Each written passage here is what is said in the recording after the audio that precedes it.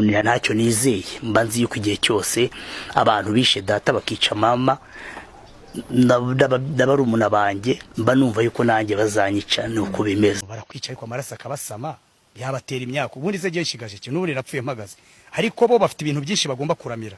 Nibitware neza rero, bano bayobozi nibitware neza, ko ejo bundi ndabatera umwaka ujye n'impfu, abana babo bazapfe batonyoka n'ibiki byabo byose. Ndabasuje kandi mbifurije kugubwa neza mwese tubanutse mbazaniye amakuru agezweho, na amakuru ari kugenda avugisha batari bakeya. Uyu munsi no kuri itariki ya 9 y'ukwezi kwa gatanu, umurambo wa nyakwigendera Karasira Aimable wagiye kuzanwa ku bitaro. Ese byagenze bite? Nyaboneka ukuri kose kwamaje gusoka kwageze hanze ku cyamwishe, mureka bari kwivugira ibyo babonye hano nga. Nyaboneka ngiye kukugezaho ukuri kose kukishe uyu Aimable Karasira, ndakugezaho ukuri kwese ndetse ndakugezaho hano nga hano ubutumwa nyakwigendera yasize mbere yuko yitaba Imana. Ariko nyaboneka kujya kuzana umurambo we byakomeje guteza imvururu muri rubanda ndetse n'imidugararo bitewe no kutumvikana ndetse no kutumva ibintu kimwe. Ibingi bakari bimwe mu bintu biri kugenda bibaza batari bake ndetse bikavugisha n'amahanga yose muri rusange. Nyaboneka ngiye kukugezaho uko byagenze bajya kuzana umurambo wa Aimable Karasira. Nyaboneka ngiye kuguha ukuri kose ku cyamwishe, turaza kurebera hamwe ubutumwa yasize mbere yuko yitaba Imana. Byose ndaza kwikubwira muri iki kiganiro. Nyaboneka ni muri mushyashya nyemerera urebe aho nganditse subscribe, ubundi urebe ko wahakanze, ujye muri comment ushyemo igitekerezo cyawe by'umwihariko kwandikamo ngo RIP or rest on peace, wihanganisha umuryango wa nyakwigendera Aimable Karasira kugira ngo ukomeze kwihangana. Nyaboneka ni munyemerere dutangire gutyo. Uzagambanira u Rwanda ngo bikire, uwo ari we wese nukiriho bizamugaruka, kandi imbaraga twahawe n'Imana zo kubirinda zirahari.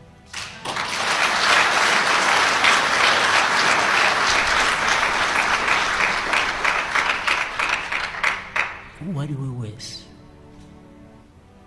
it's a matter of time, ni igihe gusa. Buri wese ibyo Rutayisire yavugaga byabibagirwa icyabavanye mu bucakara, ababyibagirwa bigira ingaruka.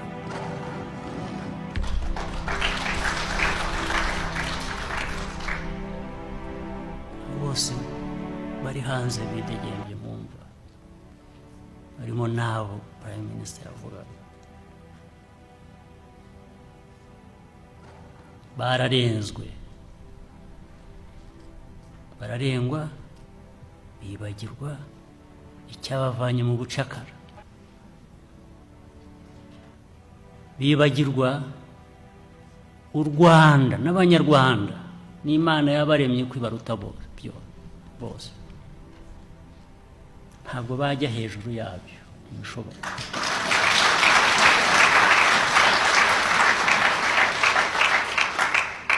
Bishoboka.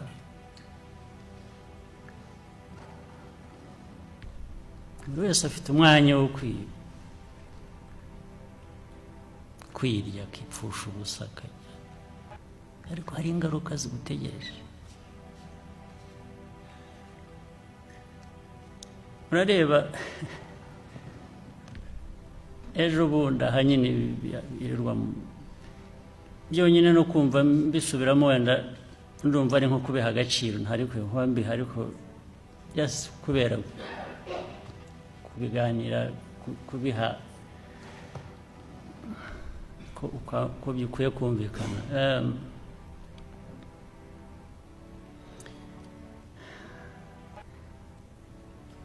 Iyo ubona nayendeho mbona njya gusoma ibi byanditswe na Prime Minister nari mvuze, narebaga n'ibindi biriho bivugwa, nayendeho mbwira abantu bacu muri leta n'abandi, narebaga babisubiza, njye nta nubwo nigeze mbisubiza cyangwa mbivugaho, ubu nibwo bwa mbere mbivuze. Ariko nkabona n'abantu bacu bamwe oya ntabwo ari twe, ntabwo ari twe twabikoze bahakana nibyo ntabwo ari mu babikoze ariko ugiye ikibazo cyanjye ahubwo ntimwari mukwiye kuba mubikora ahubwo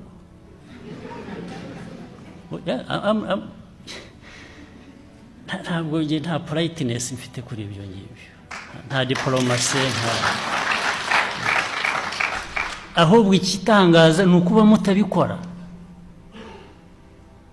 Urupfu rero rw'uyu Aimable Karasira ni rumwe mu rupfu ruri kugenda rubaza abatari bake ndetse ruvugisha n'amahanga yose muri rusange, dore ko abantu benshi batari kwemeranya ko uyu Aimable Karasira yaba yiyahuye, ahubwo bakatandukira bakavuga yuko uyu Aimable Karasira yaba yishwe na FPR inkotanyi, nk'uko nawe yajyaga byitangariza avuga ati bazanyica ariko amaraso yanjye azabagaruka, ati bazapfa nabi ndetse n'imiryango yabo yose. Ibi ngibi akaba ari bimwe mu biri kugenda bibabaza abatari bake ndetse binavugisha amahanga yose muri rusange. Abantu benshi bakaba bakomeza n'ubundi no kujijinganya ku itangazo RCS yasohoye ndetse no kutemeranya naryo bitewe n'uburyo umuvugizi wabyo abanyamakuru bamuhamagaraga ntatange ubusobanuro bwuzuye, bakibaza ndetse kuntu umuntu ufite ubumuga bwo mu mutwe atabwa muri yombi cyangwa afungwa kugira ngo ajyanwe indera.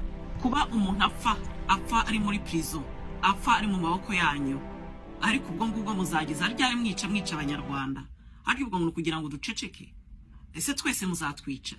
Ese mubona ibyo muri gukora ari byo? Mwamwiciye ababyeyi, mwatwiciye ababyeyi, mumwicira ababyeyi, none nawe murarangije muramwishe ngo kuko yabivuze. Ese kuko yabivuze mukamumwishe bivanyeho icyo mwakoze?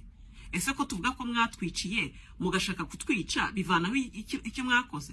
Ese mukeka ko ibyo bintu bitazabibazwa? Muramwishe, agiye gitwari n'intwari. Ese mwe muzagenda mute?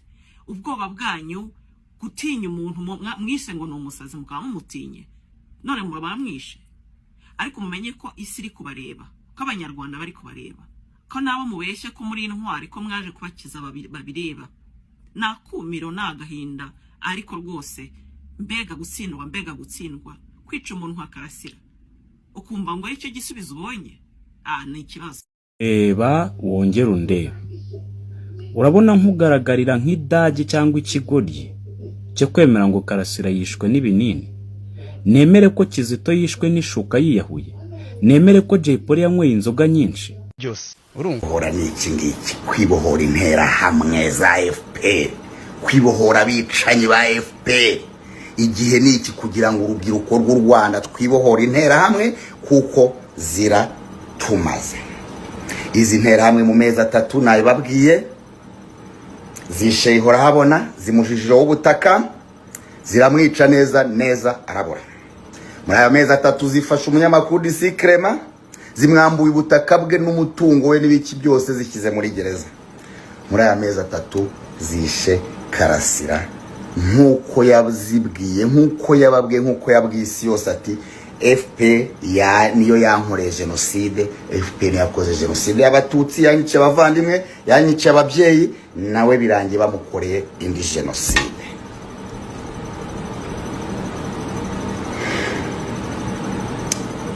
Yes, ni iyihe shusho ya Kagame na Bizimana badufitiye ku rwibutso bavuga ngo they care about Tutsi? Nuruhe rukundo mushaka twereka mufitiye abantu barokotse genocide mubamaze? Infesha tumutari buhakane z'abantu gusaba influence abanyarwanda bakurikiranye mu myaka ikurikiranye, zisa kesi zisa nizo nkiko abacamanza bo mu Rwanda bagakwiye kuba tuvugana bamaze kwegura. Parliament yakaye ko yamaze guseswa akakanya, murabiseka murabyoroshye, ariko muri gukina n'umuriro. Ndabwira FPR kuko mwebwe muri hano mutukana mu gihe nta kintu byahindura mwebwe, ariko FPR yo mbwira yo irabyumva. Ndagira ngo mbibutse ko umunsi wa mbere bagomba gufungura Jay Polly njya kumwikurira muri gereza, nagezeyo hafi saa 2 z'ijoro. Aba batwa n'izi ngube za FPR ndazizi, narabikekaga ibyo byose. Bwanyereyeho nge mpagaze kuri gereza, namukuye atariye n'imvungure zabo. saa 12 saa moya twari tugeze Kimihurura dufata breakfast. Bamusubizamo bagomba kumwica ntahari. Ava mu rukiko nimugoroba ageze muri gereza, twaravuganye ntabwo atabasaza mu gitondo muduha umurambo ko mwari mwamaze kubona ko mu nkiko bari bagerageje, ntabwo ibyo mu nkiko byari byanze kuko FPR hari igihe byanga akavuga ati biteye kuri turya activatinga n'ubundi bizasanga hari na story zadukona iki, rimwe na rimwe bakivuguruza nyine bagafusa nk'abafunguye umuntu. Jay Polly niko byari byagenze. Ibyo bamuregaga nibyo bo bamushakiraga, bo bashakaga kwica Jay Polly, that's it. Nta kindi kintu bashakiraga Jay Polly. Ibyo bamuregaga ro kuyabora uko bamubuzabuza bakamwica mu nkiko nyine byanga gupasinga. Jay Polly agomba gutaha. Baramwica. Hari gutaha umunsi ukurikiye. Kizito umunsi yabonanye na mushiki we na girlfriend we, bakababwira ko umuntu ari muzima afite amahoro agiye gukurikiza process zose n'izinkiko n'ibiki byose, na Kizito ubwe yavuganye na girlfriend we na mushiki we. Kizito aramubwira ati ndakeka kuba batanyice muri iriya shyamba kuko niko bari babipanze, ati kuko nabyiboneye. Yabivuze nk'uwo byabayeho ko Kizito ntabwo yapfuye ataganiye na girlfriend ye cyangwa mushiki we. Ati bakabangejeje hano, ati ubu namaze kurokoka. Actually ni nacyo cyizere Kizito yaravuga, ati ubwo bangejeje hano mwabimenye n'abandi bamenye. Kizito yarivugiye mu kanwa ke ati se bazabwira iki? Azahura mu mutima wanjye, azahura muri mind yanjye, azahura mu masengesho yanjye. Kizito Mihigo ababishoboye sinzi procedure binyuramo mwasaba ko biriya bavuze ngo yari yahuye, ntacyo mbivuze ahubwo kubona Kiliziya Gatolika yaramwemereye ikamukorera misa yari yahuye, akora question mark. Iyo Kiliziya Gatolika nayigira inama igakomeza bagaprocessinga kumugira umutagatifu. Nicyo cyonyine nge nifuza kuri Kizito Mihigo, nuko yaba umutagatifu. Nge narabitangiye niba tanabikora jewe ndahari kandi n'inshuti zanjye zatubikora buri gitondo ndabyuka nkabiriya by'umusari nkavuga nti habayeho abantu b'Imana ntamenye ko hari nabonye n'amaso. Kizito Mihigo mutagatifu w'ikibeho unsabire. Urumva nta kintu bakoze ngiye kujya sugwa nabaga nishingikirije iki gusa nasenze y'Imana senga mutagatifu Kizito ngo ndinde na nuba aracyandinze. Kizito w'ikibeho nimpfa nzamukurikira, ntabwo nashifungura ubushumi bw'inkweto ze. Toke kuri je niwe ntwari ya mbere nabonye mu Rwanda nkurikije imyaka ye. Ntiyari yananiwe guceceka ngo yumve ibyo abantu bamubwira bafite ingufu, ariko aguma ku bitekerezo bye by'urukundo by'umwe n'ubwiyunge amoko yose adatoranye. Utekereza iki ku rupfu? Urupfu ntekereza yuko ari cyo kintu, nicyo kintu cyiza gishobora kuba kiriho wenda Imana yaremye tu.